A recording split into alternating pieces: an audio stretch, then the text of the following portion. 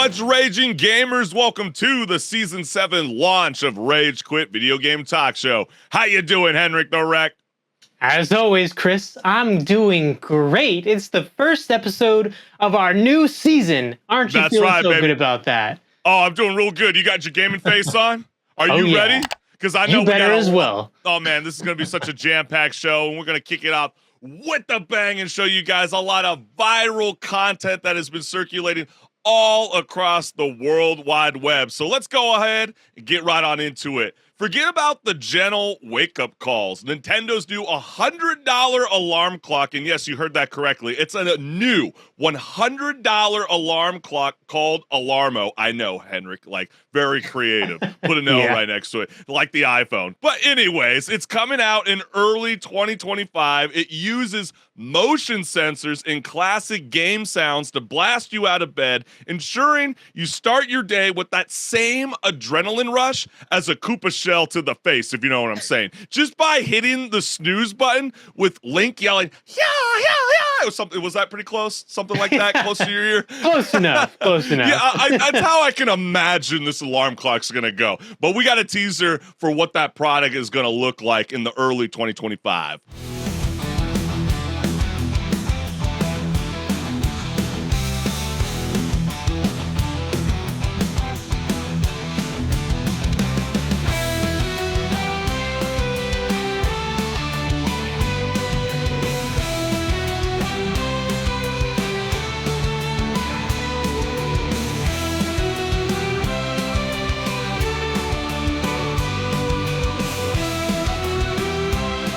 You know, it's an interesting choice because I feel like alarm clock sounds, you end up hating them.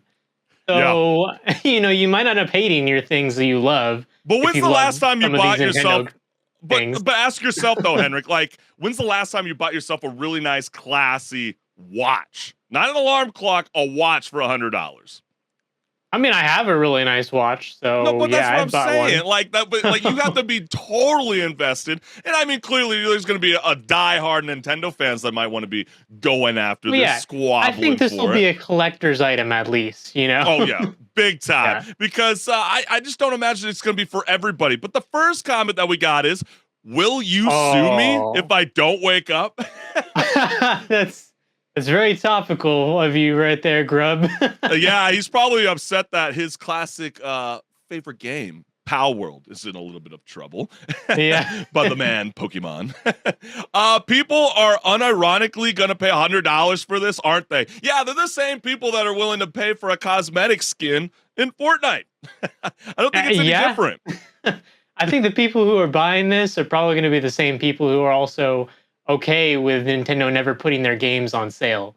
So stab. I like that, Edward. And then we also got, according to the product page, none of the motion sensor features here will work if you're sleeping with someone else. Nintendo made alarm clock for single people. Oh, so in other words, they made them for gamers. No, I'm just playing. Whoa. You know how that's always that is a major stab, Chris, right there. Hey, well, I'm the single man. Yeah. It's not going to work for you, HenricK. It's not for everybody. It doesn't matter whether you're living in a happy, lovely couple that I know that you're in. Hey, but let's go into the next topic of conversation because it's kind of weirdly similar. A gamer is going viral online when he discovers the horror game that he's playing has a ghost that has a thing for the living and isn't afraid to show it. Who needs chainsaws and creepy dolls when you've got a lovesick phantom? Maybe they'll find their boo in-game, you never know, but you might want to bring a bouquet of dead roses with you because you got to kind of cater to them. They're not always going to play nice. In the end,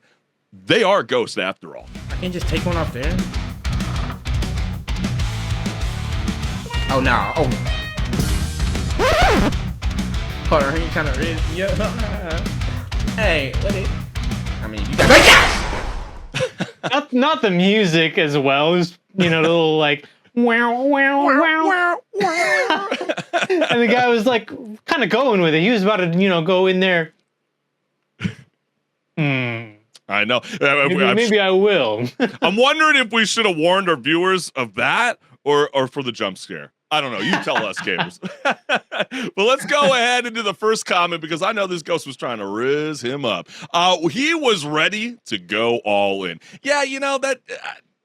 I mean, you do hear about weird people all the time. Certain streamers will come out and say, "I got this factuation over a certain video game character," but this one, my man. Come on. Yeah, check yourself. Check yourself. What's that? That video? Stop it. Get some help. Yeah, that's right. But then you also get someone like this that goes, "This is wild. The ghost got better game than most." So maybe this is a call-in for the holiday season, gentlemen, ladies out there. You know, hey, you never know unless you shoot your shot. And last. That gave me Scary Movie vibes. Damn, we need a Scary Movie 6. Yeah, you know, in a sense, you totally nailed it. I mean, come on, Marlon Brothers, come on, Wayne Brothers, what are we doing? Like, we got to make this happen. But, I don't know if those movies would survive in today's landscape, to be honest. Yeah, you know, that's true. But then that's the same people that have the same fear. They're like, hey, The Office can't happen, and then we got a shitty knockoff. So maybe we should leave certain things alone.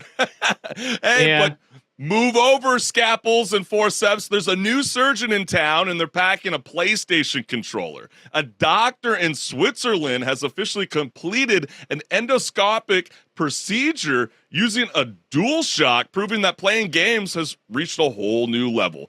According to the report, the procedure was performed on a pig located in Hong Kong with 5,780 miles between the surgeon and the subject. So let's go ahead and check it out.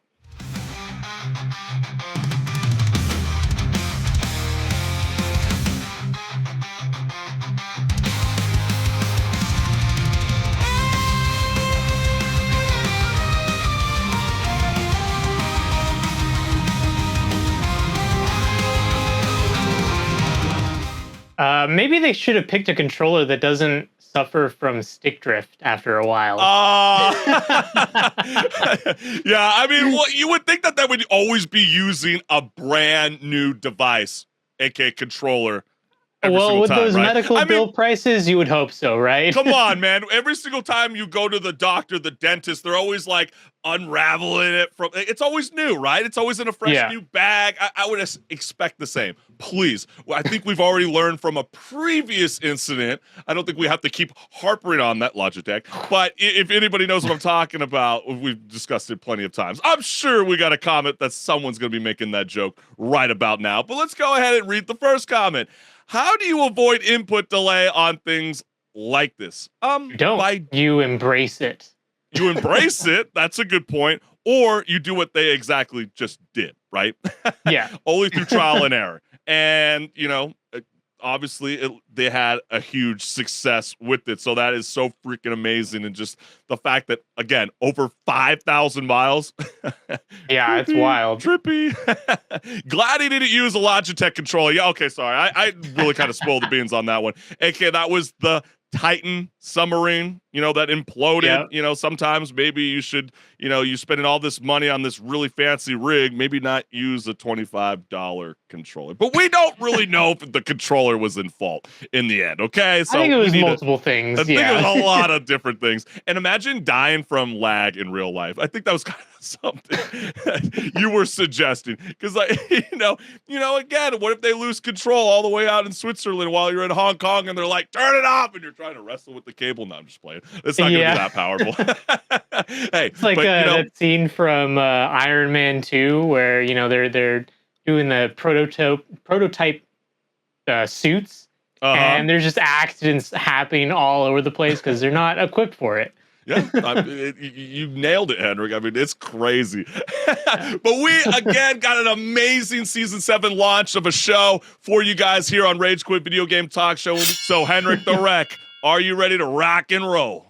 Absolutely. And I know what time it is. It's time for Pause or Repeat. That's right, baby. Let's get it.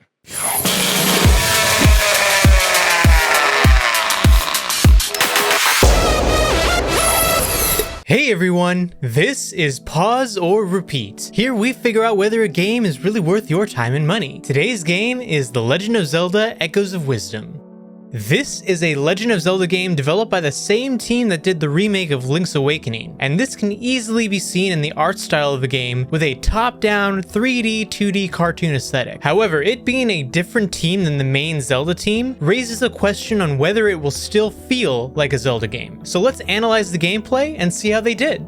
The gameplay of Echoes of Wisdom is a bit different from your typical Legend of Zelda game. For starters, you're playing as Zelda, not Link for once. The gameplay loop centers around one specific and versatile mechanic, the ability to use echoes. You can summon everyday objects or even monsters as echoes once you learn them. For everyday objects, this simply means walking up to them, and for monsters, this means beating them at least once. The mechanic is used widely for the combat system, but its greatest strength lies in its use for solving puzzles. You'll find yourself building bed bridges, using trampolines, or even attaching yourself to a spider in order to scale walls. So be creative. For the combat, you'll mostly summon monsters to fight for you while you watch from the sidelines. There is an ability to use the classic Zelda game combat like a sword and bow, it's just on a timer. However, the game does give you recharges for that combat mode pretty regularly, so you can fight alongside your monsters. Proper dungeons are also present as seen in other top-down Zelda games, a welcome addition. But how does this all fit into the story?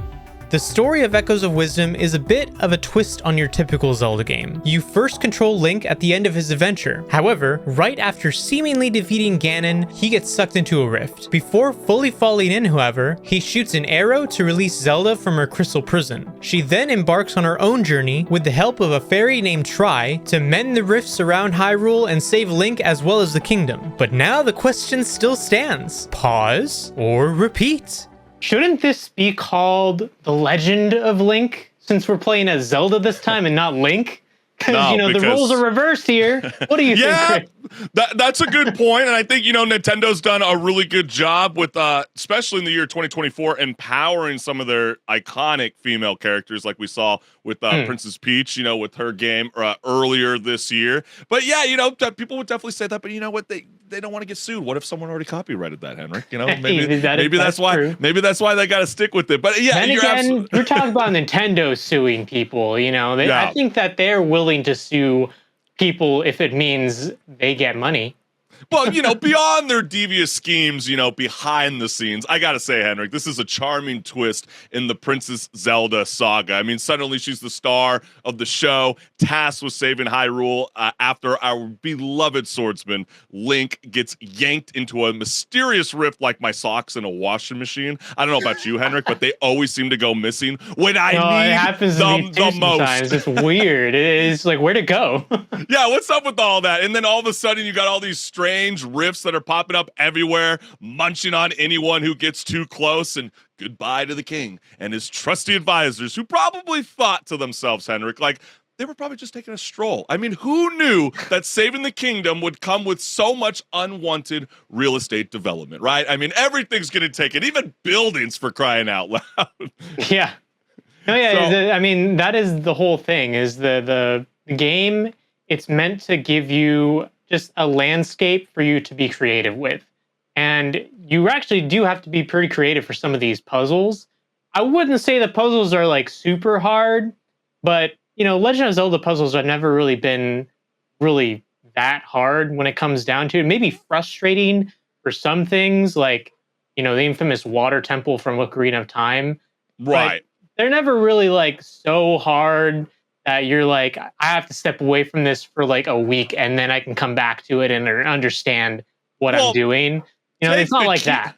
Well, take the cue from the art direction, HenricK, right? I mean, it's very child friendly. I mean, it's really kind of geared towards everyone, and I think that's definitely was its premise compared, to the past, title that they were just exploring. I think they wanted to kind of tone it down a little bit, kind of keep it, rated E for everyone. But I gotta say, I mean, you're absolutely right. I absolutely love the smorgasbord of enemies Princess Zelda faces on her adventures. I mean, plus she's got her floating buddy that you highlighted perfectly in your video, Tri, which, can create echoes out of any enemy you defeat and then can conjure up all sorts of random objects. I mean, I found myself thinking like, wow, Echo is basically Nintendo's way of go ahead, break our game, we dare you. I mean, it people felt have. very similar, right? I mean, didn't that kind of remind you of like Breath of the Wild with all that creative chaos, and then they turned it up 11 with Tears of the Kingdom, and then they found a way to make it happen with this like 2.5D Zelda game? I thought it was I actually very, very feel creative. Like they took a lot of things they learned from Breath of the Wild and Tears of the Kingdom, and said, what can we translate from the 3D games to 2D? And so you have things that really almost feel like the Ultra Hand ability from Tears of the Kingdom, and the whole being able to build machines in Tears of the Kingdom. Like they take stuff like that and they put that into this game. And I think it's really awesome that they did a great job of translating it into the 2D environment, and it doesn't feel out of place or anything like that. It feels like it slots right in, and there's not a whole lot I can really complain about when it comes to the puzzles and the creativity that you can, decide to be with a puzzle. You can do it one way or you can do it another way. There's several different ways to approach different puzzles. Well, I mean, especially when you're flipping the classic formula on its head, I think that was a really smart stylistic move. And I mean, you're talking about the puzzle rooms and Echoes of Wisdom. I mean, you're absolutely right. They got treasure troves of options that lead you onto a lot of aha moments. I mean, didn't you get that kind of same vibe playing this game, like those childhood memories we all had? I mean, I was having like rogue waves hitting me over and over and over again. Like you're talking about, sometimes you're going to go into a cave and you're going to see this like seemingly impossible chest, only to realize that maybe you had the tools all along to be able to open up that chest, whether it is those echoes that you collected along the way, whether it's a monster having to hit a button, or maybe stacking objects as if though you are a mad scientist, without the lab coat or the degree, or maybe you're like a toddler that's just like stacking up his building blocks. I mean, it's really, really funny how this game like really adapts to all because you wouldn't think that you can mash all that together in, again, a 2.5D universe, while also not trying to mimic Link, but also do something different that really makes Zelda the centric character. Yeah, and I think if there's only one thing that I can really give it a downgrade on the point system, if there even is one to give for this, is really the combat. I feel like while it is creative to be able to summon an enemy that you've defeated to defeat other enemies for you, I feel like you end up getting disconnected from the combat a little bit. And there is that swordsman mode that you can go into, but you're not going to be in that all the time because you can't be in it all the time. And so I don't know. I feel like it reminds me, surprisingly enough, of how I felt about the combat in a game like Devil May Cry 5, where you play as these two guys, Nero or Dante, and they're really just in there, slashing everything, doing their thing. And then you play as V, and you're just like sitting in the back, while your minions are doing everything. It's not as exciting. Yeah, it's a little bit of a point, It's a tad bit slow pace. I kind of, I think I saw it online where some people were joking that this game kind of reminds them of like a children's version of Diablo 4 with how slow the attack mechanics kind of be. And they're like, we're just kind of slowly gearing you up to the mature route that you will sooner or later explore in your lifetime. And it's so funny that you were referencing the whole idea about, Princess Zelda, wielding, Link's sword, because I was literally going to ask you that, because I was thinking about those energy bars.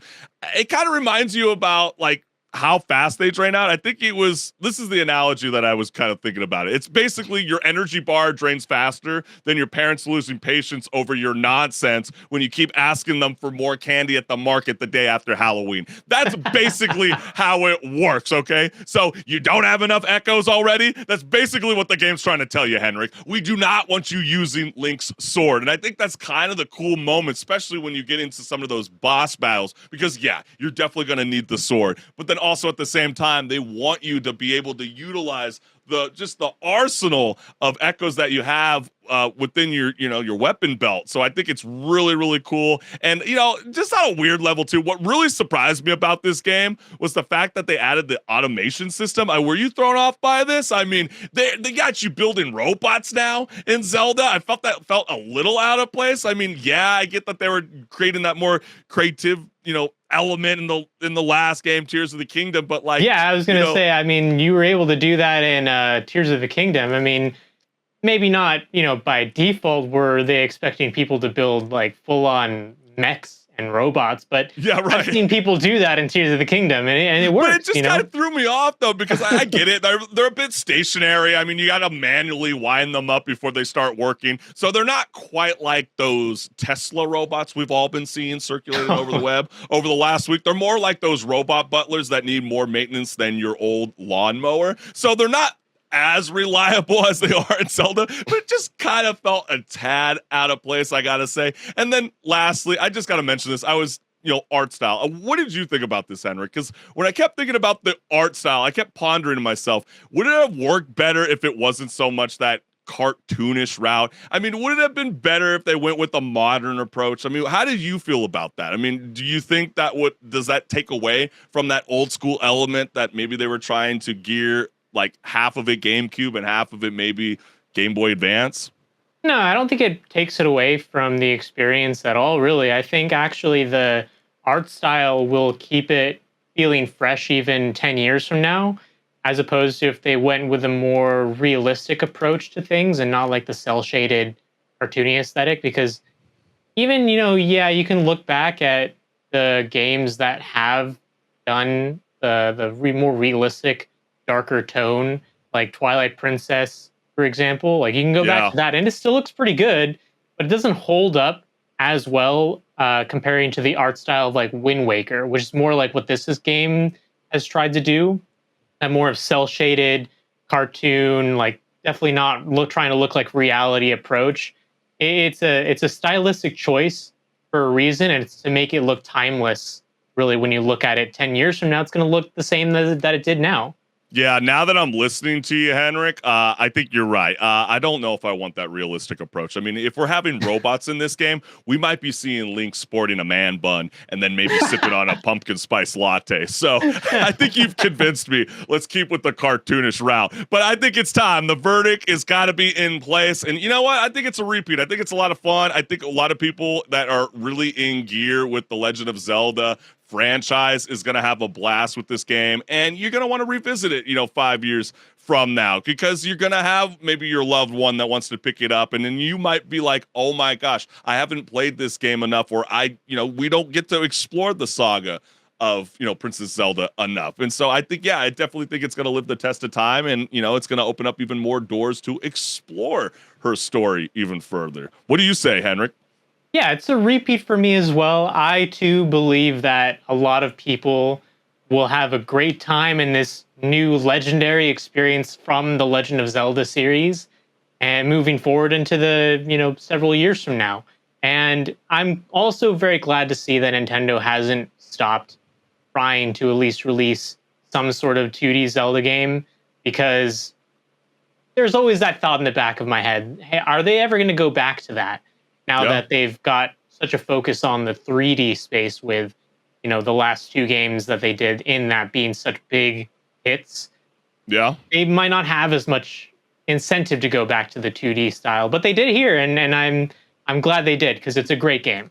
Well, they definitely got their incentive on their iconic Nintendo female characters. Like, again, we've had Princess Peach, we've had, Princess Zelda, and I gotta say, HenricK, now all eyes are going to be on Samus. Yeah, what I'm saying? Next Metroid game, yeah. Don't screw it up. We do have Metroid Prime coming. That has been announced already, Metroid Prime 4. Okay, fair enough. That is so freaking true. But hey, gamers out there, we got so much more left on Rage Quit Video Game Talk Show. So, HenricK the Wreck, are you ready to rock and roll? Oh, yeah. It's time to rage. Let's get some topics going. Hey, let's get it.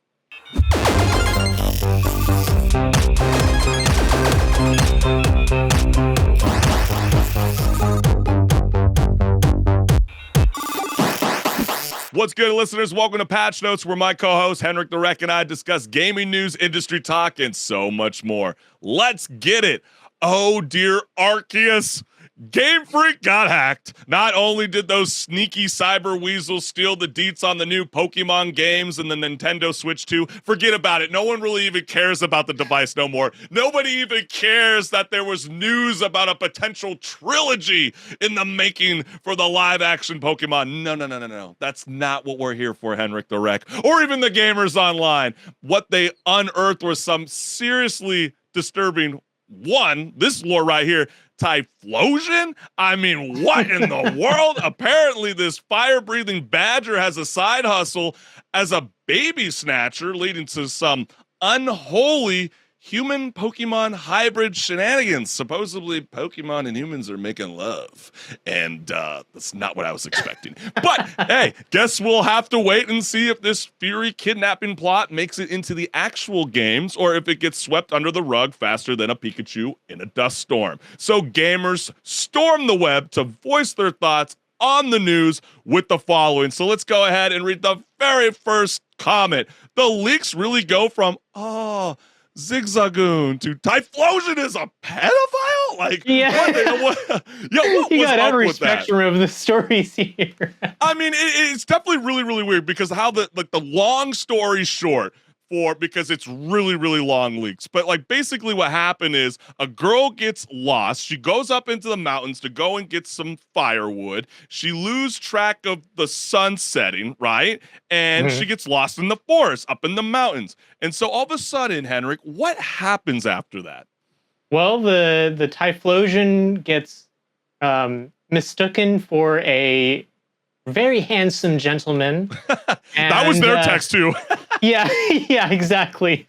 And the girl gets led into the Typhlosion's cave to go to sleep so that she can go back to town in the morning. And But she then they doesn't. don't go back to town in the morning. They stay another night. And Several they nights. fast forward a little bit, and now there's a baby involved. She got pregnant. They got pregnant. And the weird part about it is well, it's almost like a ripoff of Beauty and the Beast. In a sense, I was kind of joking with you before we jumped on air, because it's like, okay, they go off into this castle, and then all of a sudden it's like, or this cave in this case, and they're like, and then the father shows up, Gaston, and it's like, oh my gosh, who are you, Typhlosion? If there's anybody that's gonna die, it's gotta be you, not my father. And then all of a sudden she steps out of the cave, sees her father, killed the Pokemon, and then she's like, the last thing goes, that's my husband. Like, what? Like, maybe this is stuff that should have never been revealed in the first place. But let's keep it moving forward. The next comic says, I think we owe Hypno an apology. He was hiding the children from Typhlosion. So there's always been that joke that, like, Hypno is always like trying to hypnotize the children. He's got that skeevy look, like he's gonna do something weird to the children. Because doesn't he eat you in your dreams or something like that? I can't remember. Is it a Pokédex? There's some weird lore about stuff like that, I think. Yeah, you're right. They're like the Gengars of the world and stuff like that. Yeah, they look all cute and adorable on your favorite Twitch streamer girl, I say, with those cute headsets or whatever. But they're supposed to be creepy in the end, in the Pokemon universe, all right? They're not supposed to be adorable. Sometimes there's a little bit of darkness in the end. But then all of a sudden you get like this story about our beloved Pokemon Octillery. And like, and a little bit of context around this meme is supposedly what happened is a guy keeps showing up to his favorite spot to keep fishing, right? And then an Octillery shows up in the water and was like, wow, I think we're really having this amazing connection. And then the man goes back over and over and over again and suddenly goes to sleep one night and has a dream of Octillery telling him, I won't be back the next day. But what will happen is, arising from the waters will be our child. Like, what the hell is going on? And then the guy shows up and he's like, what? Like, it's just such weird fan fiction. It feels like it feels so. But it's fake. not fan. It's written by actual Game Freak employees. It's crazy. And then I love the idea that the whole Typhlosion population has to take accountability for that one random pedo in their species, and that's the unfortunate part, right? It's not just Ash Ketchum with the one Pikachu. There's multiple Pikachus. So my friends and I, we were actually rating a bunch of Pokemons like based on design and how cool they are and all that. And then when we heard this, we were like, nah, Typhlosion, he was in like B tier. He gets dropped down immediately to F tier after the story came out. Like, this is just not cool, bro. It's unfortunate because you're never gonna look at this Pokemon the same. It's always gonna be like, did you know? And then they might defend themselves later on. The Pokemon Company and Nintendo, like, again, this was stuff that was never supposed to be released to the public. It's not a part of our story. Well, they've been ignoring it. They even today they came out with an unreleased shiny Pokemon design. It's like, hey, we got this. Take a look at this. Don't look at the leaks. Yeah, I mean, it seems like they're definitely in a fork in the road. I mean, they got the cool cut content, beta sprites, behind the scenes info, and then all of a sudden they're finding out the Pokemon developers are gooners and furries, which is, definitely a very fair point. And then, Scott Hansen. Oh no, these Pokemon leaks are getting wild, man. It's I definitely you have true. a seat right here. You are the father. So, I mean, it's definitely gotten so out of control. So, like, HenricK, is Game Freak pretending this whole Typhlosion, the kidnapper thing never happened? Or are they secretly cooking up a horror game starring that poor, traumatized human Pokemon hybrid kid who, again, seriously, who pitches this kind of stuff? I don't think they're cooking up a horror game. I think that there's just some freaks in the Game Freak staff, really living up to the name Game Freak. Okay, HenricK, more like Game Freaks. Let me stop you there, okay? When have we ever seen, even in the cartoons, the TV shows, even the movies, when has Ash Ketchum and Misty ever had some playtime? Oh, I haven't forgotten about you, Brock. Like, come on, like you don't see none of that. So, like, this is meant for children. That's not me. It's ironic that they're called Game Freak and they're the ones acting freaky. I'm watching. I've been a big fan for years, and I'm totally thrown off. And I can totally understand where some people are going, where they're going, "Hey, it's no different than like Power World. Like they've been throwing Pokeballs and capturing creatures and like throwing them in like chicken fights. Like, okay, I get you, but the feet don't got razors on the end of them, and they faint and they don't die, homie. Like that's like the biggest difference. But like, I'm just surprised that like they would want to go down this route. But what do you say to the people that are also going like, listen, look, like this is no different than Greek mythology or Norse mythology, and like why can't Pokemon explore the same thing? Yeah, about that though, really go back and read some of that Greek mythology. You'll see how messed up it is. Yeah, I bet those original writers would have sued them. But maybe, if they were around, they would have sued Nintendo for stealing their mythology, right? Like, is that how it works? Like, I mean, it's actually so Nintendo would have stupid. sued them, for copyright infringement. There you go. I mean, but these documents were being leaked out. They were literally being titled "The Collapse of Culture and Relationships." So, like, yeah, this was a real thing that they were definitely exploring.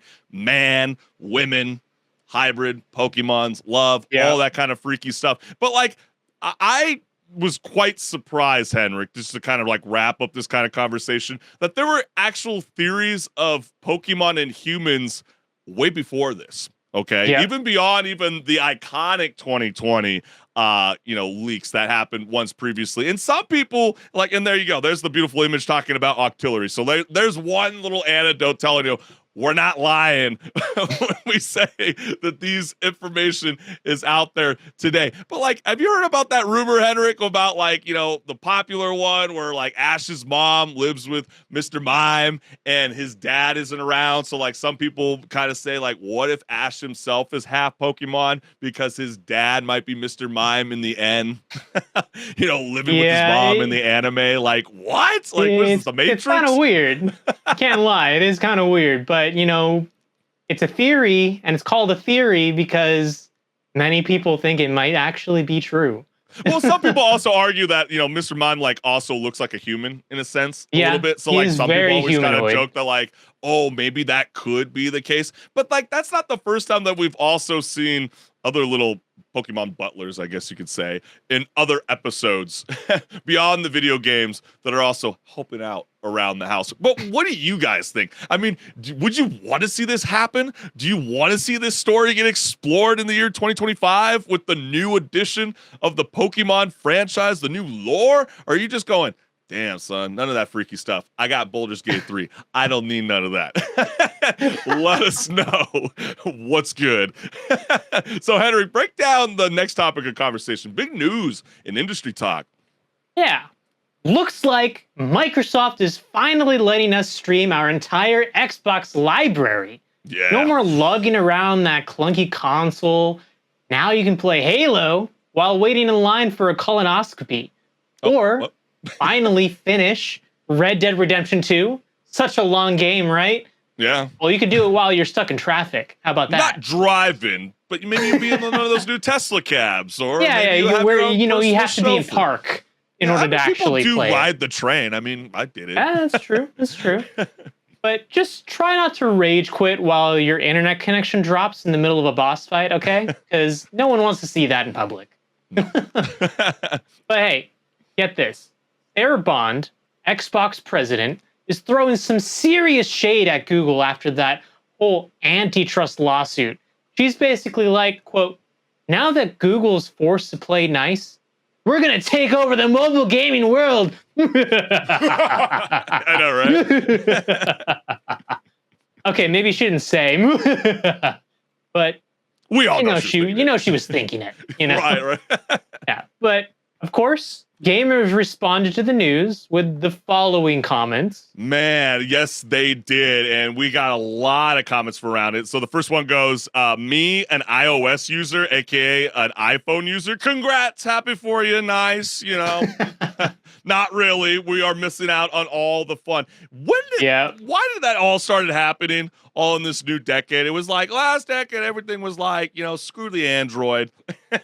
And then now it's starting to make people kind of wonder, like, if I want all things medium, including, television, movies, pay-per-view, and aka video games, music also, come on now. Like, yeah, I mean, Android and, the Google and Xbox, they're killing it, whether they both don't agree. Well, maybe that means that us as the consumers got to pressure Apple to do something to compete, right? Yeah, that's absolutely correct, HenricK. And also, oh my God, yes, does this mean Xbox Originals and Xbox 360 games too? That would be amazing. So it would be amazing, but there is also some early reports that are suggesting out there that like some games might be protected under a licensing agreement. So like some of them might force you to actually play through, the console, or actually buy the physical copy, or actually buy the quote unquote what Steam's now labeling all over their website thanks to the new California law, your new licensed product that you're paying for full price. Yeah. So we'll see what happens. It's definitely going to be kind of worst case scenario, they might not actually even be on the service, because I mean we've seen that happen before too. Where some games that lost their licensing deals, they don't see it's worth to renew them, so they don't even bring them back. And we're only strictly speaking on the cloud gaming aspect. Xbox, aka Microsoft, have also came out saying that the games that you own, you can stream them to your mobile devices. So, like, again, that's groundbreaking. Something that Apple and Netflix do not have at this time. PlayStation and Sony could joke that they kind of have that. Not quite the way that they got operating right as of this moment. The next one that we got here is, why the same cannot be applied to Apple in US? From what I've read, Epic lost the same case against Apple. So then someone followed up by replying, what got Google in trouble is the way it went about getting OEMs to only use Google Play. They would either bribe or threaten withholding Google services if a phone's came pre-installed with the third-party app store. One instance, they forced OnePlus to back out of a deal to include Fortnite pre-installed and prevented other phones from signing similar deals. They also paid off companies to shut down their app store, or in the case of Riot Games, paying them to not make one. There is documentation of Google executives recognizing the threat of third-party app stores gaining popularity by coming pre-installed, devising a plan to eliminate them, and boasting about its success. So, I mean, when you hear just that entirely, HenricK? What's your first reaction? Well, it's really interesting because you've always been able to sideload apps on Android. Even some apps you can sideload that are actual, like full-on stores for apps themselves. I have a couple on my phone right now, for example.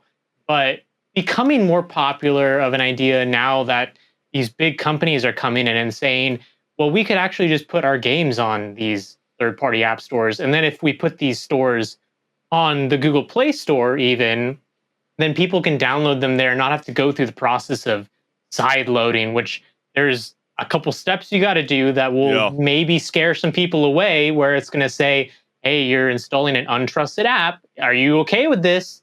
You know, and some people, when they look at that, they're going to say, yeah, maybe I shouldn't do this.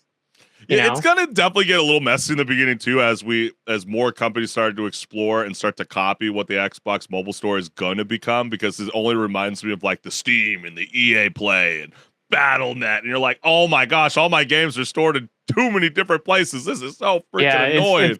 That is the downside. It's gonna end up maybe being like how it is right now for PC gaming, where like you got the Epic Games Store making deals with some games that get released only on there. So if you want to play those games, you got to have that installed, but then you got to have Steam because everything's on Steam.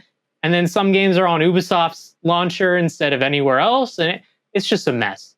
It's so true. Yeah, right. And, and then we also got people that don't quite, understand what's going on. Some people go, I understand the reasoning, but simultaneously, Google make the software for the phone. Surely other companies are welcome to have a crack at making a decent phone OS. Not Google's fault everyone is piggybacking off their tech. And then Android isn't Google's. So I think people also need to understand that as well. And then, no Xbox console required. Yes. I mean, that's what's the big lure, right? I mean, that's what people like Amazon Luna has been trying to, bring more gamers into their community base. But the problem is they're not a part of the Four Horsemen, right? I mean, there's none of that going on right now. Especially when so many people probably don't want to spend the money on an Xbox console if they already have a PlayStation. Well, that's going to be the new. Yeah, that's a good point. I mean, more younger kids are playing on the mobile phone. It's just a fact. I mean, it's just statistically over the years, the console is dying out. And so, like, if kids can, potentially get what Microsoft can adapt to our phones, their style of backbone, that would eliminate the console and then be able to screen play to whatever, screen, whether it's a PC monitor or a television device. I mean, or a tablet. Oh, this is so freaking exciting.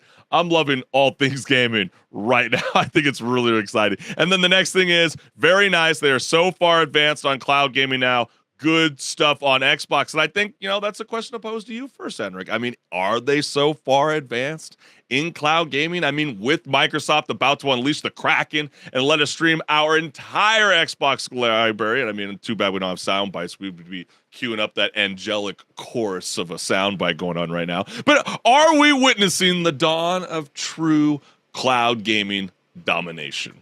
Well, let me light my cigarette here for a second, or my cigar, rather.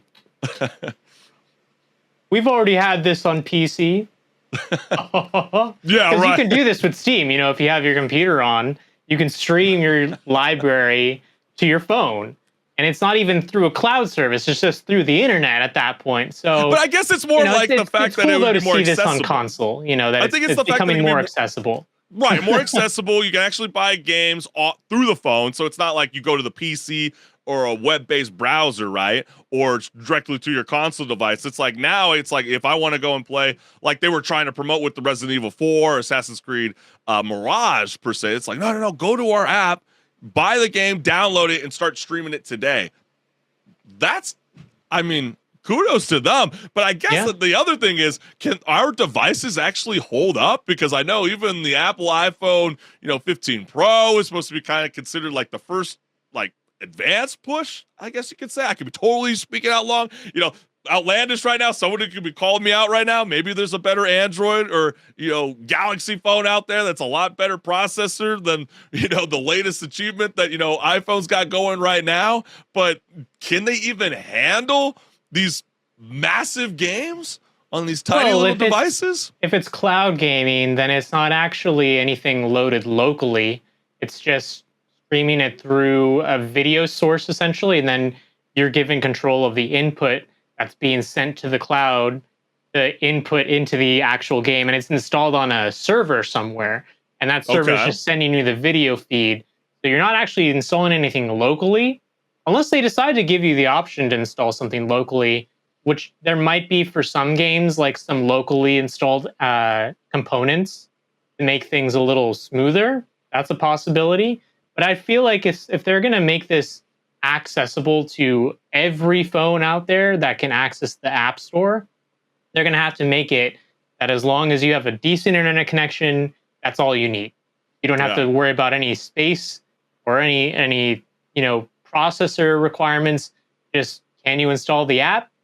You have a good internet connection. That's all you need. Yeah, and you better hope that you have a really good cell plan too and got that unlimited data, because you ain't going to be joining along Which is interesting. I have seen people try to play some cloud games on mobile data.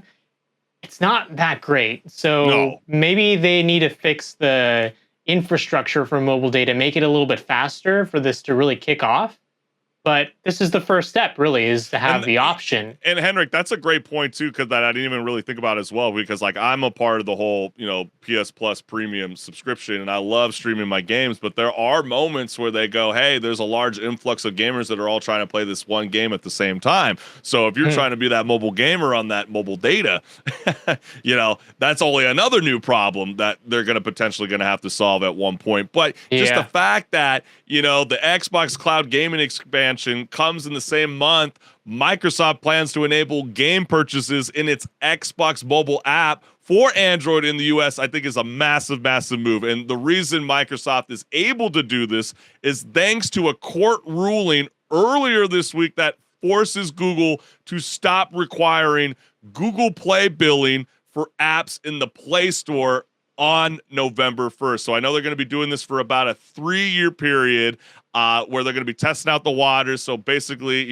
Google will not be allowed to pay developers to launch apps first or exclusively through the Play Store, which is allowing Microsoft to kind of do its own thing. They will be barred from offering manufacturers or carriers incentives to pre-install Google Play. So like phones do not have to have that pre-installed. They will not be able to force app makers to use Google Play billing, not be allowed to require the developer to set a price based on whether Google Play is used, and the list goes on and on and on. And so that's why all eyes are basically on Epic Games in that fight on Apple now, I think. Something that's a little interesting about one of those last points there is that they're not requiring the Play Store to be installed on on phones out of the box. I feel like it's still going to come pre-installed for most phones because of the fact that people will want to have it installed anyways. Because everything's going to be on the Play Store regardless. True, and but that's I guess the whole reason why like those Amazon app stores had never really kicked off, because they don't have everything. No, that's a good point. I mean, it's no different than the iPhone, right? You need your app store to still download a good majority of the games. But how this law is stating, HenricK, they're going to have to download it on their own. And so that's going to be kind of interesting. I don't know if they're going to create their own separate app. I really have no idea. But like the last point I think is also important to reference too is that Google will not be allowed to restrict developers from pointing users to external payment options outside of the Play Store, which then allows for the the Microsoft, mobile store to come into full effect. So are you excited, gamers? Is this something that you will be jumping onto, or do you prefer your PC or your console gaming route? Let us know what's good. But man, HenricK, are you ready to jump on into this? Because I was quite surprised that there was a lot of conversation around this, and I thought more people would be excited, but it's actually kind of twisted. So let's kind of get right on into it. Looks like EA Sports FC is taking a page out of GTA's playbook and going open world where you can explore stadiums, show off your skills, and maybe even discover some of the hidden Easter eggs. Just try not to get lost on your way to the locker room. So we have an exclusive clip of, that summit where they were exploring the new option, accessibility that's going to be coming to EA Sports FC, aka open world. The building blocks of fandom for younger generations are in creation, expression, and social connection. To capture this, our teams are hard at work on a couple of new projects. They're building unique new experiences, virtual open world playground spaces, where you, your friends, and the fan community can come together to experience avatar-based collective play, both competitive and casual. These new experiences will have creativity, connection, and self-expression and emergent gameplay at the forefront. Now, we're talking about two distinctly different experiences for FC and our American football franchises. And while we're not ready to share more just yet, we're incredibly excited to introduce these new experiences into our ecosystems in the years ahead. So gamers reacted to the news of EA Sports FC expansion with the following. So let's go ahead and read the first comment. For a changing audience equals people who will buy microtransactions. I mean, well, of course, right? I mean, yeah, you're gonna be, I think that's given pretty much. Yeah, I mean, look at what they've done with Lego Fortnite, right? I mean, that's definitely something that they want to explore, but it you know, can't argue with that, with what EA is saying. It is a changing audience. Gaming has completely evolved from how you and I, HenricK, have used to game, okay? They are used to free to play, okay? And maybe they should have took a cue and figured that out when you started charging games for $70, okay? As long as it doesn't turn into Fortnite. Sorry, buddy. I don't know why people shit on Fortnite so freaking much. It's a success season after season after season. Why do people not want to see them go down the Fortnite route? Well, I think that people don't want to have games go down that route because they never do it justice. They never do it right. Like Fortnite is the only one that's really done it right. The whole model of being this, you know, I hate to use it, a metaverse, but it's basically just this mecca of places you can go do inside of one service. And it's really only Fortnite and Roblox that are the two big games that have done that. And when other games try to do it, they don't really do it properly. So it looks half-baked. Shit, I mean, but with me, it's like, explore more options. I don't see why this is such a hate. I mean, you would think that more people would be arguing about game mechanics, less about, hey, we're going to give you more options in the video game that you just purchased. I mean, I just don't understand it. But then you also got people that are like, this is terrible for the game. It's going to be like 130 gigabytes moving forward. Actually, I mean, that's the reason to not want it. It's actually a great point from this gentleman right here, because you're right. I mean, the FC game right now on the PS5 is more than 130 gigabytes. So you're going to want to explore that route. Yeah, it's going to take a massive load. But then again, at the same time, people might not know this. You know, Fortnite, for example, just saying, I'll use the Fortnite example. You don't have to download it on the PS5. You can actually stream it. So that comment right here can easily get debunked if they use the technology wisely. The next comment that we got here is, as a 2K player, this is probably the worst news possible. Are you sure? Are you not mad? Don't you like your skateboard to go to different basketball courts? They're like, nope, not vibing with it. Yeah, they're just like, nah, leave it out, please. Yeah, I just like, what? Add a feature where I can nutmeg a child on the street. There we go. That's the spirit. See, hey, one person that's actually understanding why we need open world. And last, FIFA 12 on the Wii basically had this real ones remember. Yeah, I was just really quite surprised that so many people were just not for this idea for an open world. So again, like HenricK, how do you view EA Sports' aggressive push to the open world expansion into the FC franchise? Do you find this groundbreaking evolution or just a glitchy, laggy disaster? Well, I'm just wondering, what gameplay are they going to add to the game by doing this? Like, is it going to be just you roam around and it's like a glorified chat room? Or is this like, because it's not going to be, don't get it twisted, it's not going to be like a GTA experience. Yeah. At least I don't think it will be. You know, if it is, oh, great. You know, you did it.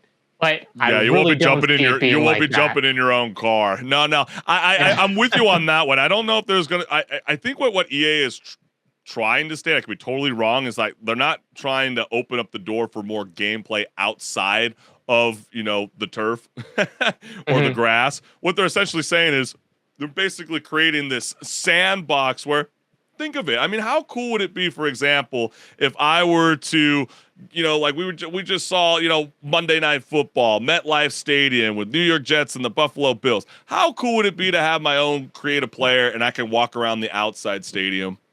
how cool would it be to actually be able to walk inside the stadium? I actually want to go and visit that venue one day. I'm a massive MLB player that wants to go and visit every single ballpark around our beautiful nation. How cool would it be to be able to walk around the facility? I think that's kind of what they're talking about in a sense. And if they can evolve that and bring that into their gameplay, that's going to be so freaking badass. Yeah, it would be pretty cool. I can't lie. That does sound pretty cool, but I do also feel like it's going to be a niche amount of people that really are going to be like excited for it, True. I mean, it would be cool to make it work. It's just, It's an absolute niche. Like, I mean, think about it. I mean, who's like those guys that do the Minecraft thing? Oh, sorry, I cut you off. Say it again. I was just saying, the amount of work that's going to have to go into this, it's going to make a lot of people wonder, is it worth it? Oh, yeah, it's definitely true. I mean, there's a reason why I don't play Minecraft, for example. But then there's also these guys that are like buddies in Discords, and they're like, hey, man, we're going to create all of New York City. Have you seen that? I mean, it's so freaking beautiful. And you're like, who even has the patience or even thinks about that kind of stuff, even to begin with? Different kind of person than you and I, Chris. Right, exactly. And I think you nailed it with like the niche, of things. Like, that's so true. I mean, people like playing Tony Hawk Pro Skater, but they also don't like to make their own skate parks. We just want to jump in and we just want to start skating. So, yeah, or they're going to go down the route like the one gentleman was saying about NBA 2K. They're like, oh, my gosh, remember when they first added it into 2K21 with the city?